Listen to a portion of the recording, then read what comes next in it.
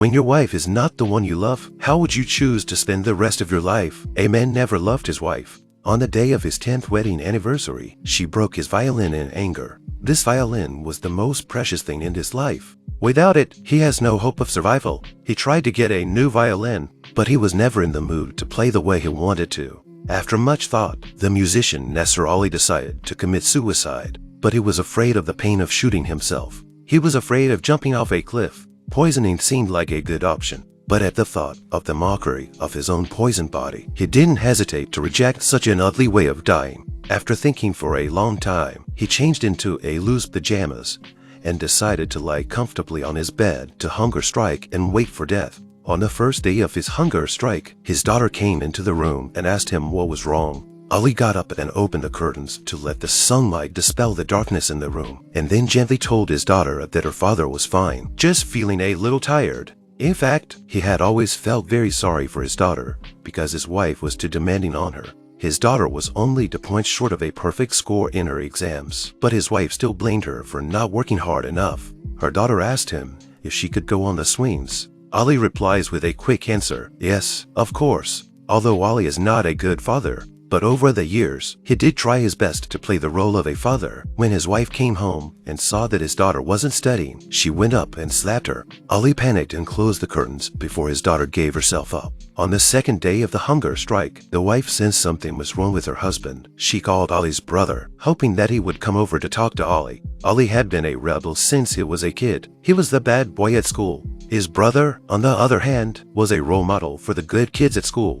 Although he was categorized as a negative role model, it didn't affect the relationship between the two brothers. That's why when he hears that Ali has committed suicide, the younger brother is the first one to come and try to make him happy. But for someone who's determined to die, the younger brother's approach is a bit ridiculous. The younger brother thinks Ali is too selfish and wants him to think about his wife and son.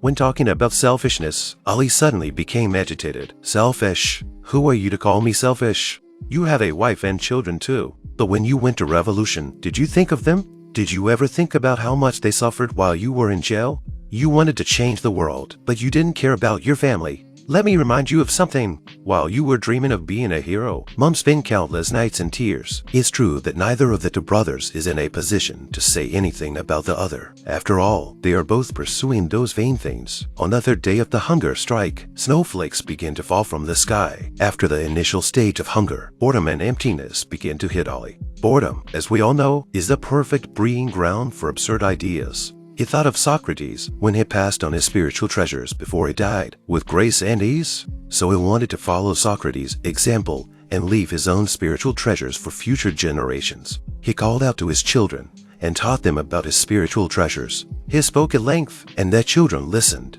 But Ali forgot that his son's dream was to open a grocery shop, until his son's fart shattered the solemnity of the moment. On the fourth day of the hunger strike, a thick layer of snow covers the yard. The husband hasn't eaten for 3 days. The wife started to worry about him. She made Ali's favorite chicken with plums. Ali used to smile happily every time he ate the chicken with plums. As she passed the mirror in front of Ali's room, she couldn't help but look at her aging face. She puts down her hair and tucks it up to look as young as possible. Although their life as husband and wife was not very harmonious. In fact, few people knew that the wife had been secretly in love with Ali since she was a child. They were neighbors across the street. As Ali flew around the road to play, she turned down all suitors and devoted all her energy to her studies. Later, she became a maths teacher, and Ali finally returned home with honor. She had the courage to knock on Ali's door with a well-prepared gift. But in contrast to her mother's praise and love, Ali found her boring and tedious. In the end, under her mother's patience and persuasion, Ali and she entered into the marriage hall.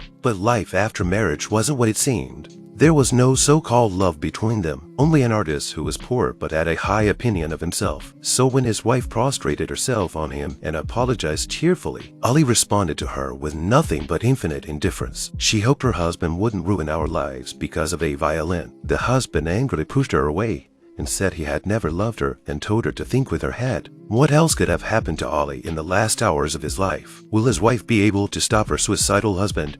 I'm a BullDog movie. If you like this video, please give it a thumbs up, comment and subscribe to my channel. See you in the next video.